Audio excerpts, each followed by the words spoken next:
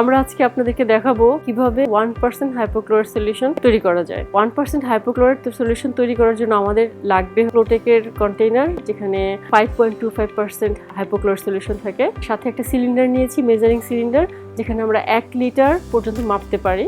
আর সলিউশনটা বানানোর জন্য আমরা একটা ছোট্ট বিকার নিয়েছি, প্লাস্টিকের বিকার। এই তিনটা জিনিস আমাদের লাগবে হচ্ছে 1% হাইপোক্লোরাইড সলিউশন তৈরি করার জন্য।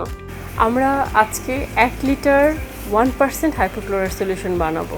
তো 1 লিটার 1% হাইপোক্লোরাইড সলিউশন বানাতে আমাদের লাগবে হচ্ছে 800 ml পানি, যেটা এই মেজারিং সিলিন্ডারটাতে আমরা আগেই মেপে নিয়েছি। এই 800 ml পানি প্রথমে আমরা আমাদের যে বিকারটা আছে হাইপোক্লোরাইড সলিউশন যেখানে বানাবো, প্রথমে আমরা সেখানে ঢেলে নিচ্ছি। এখন আমরা সোডিয়াম হাইপোক্লোরাইড সলিউশন কন্টেনার থেকে 200 ml পর্যন্ত মেপে নিব। খেয়াল রাখতে হবে, যখন আমি সলিউশনটা ঢাকবো আমার মুখ চোখ যেন একটু দূরে থাকে।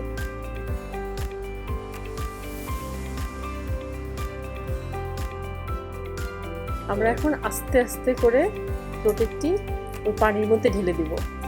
মনে রাখতে হবে, পানির মধ্যে ক্লোটেক ঢালবো, ক্লোটেকের মধ্যে কিন্তু পানি ঢালবো না। এবার একটি কাঠের বা প্লাস্টিকের চামচ নিয়ে ডোমোটির নাড়া দিয়ে দিব।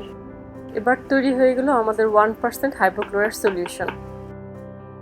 এবার আমরা পাত্রটি একটি ঢাকনা দিয়ে ঢেকে দিব।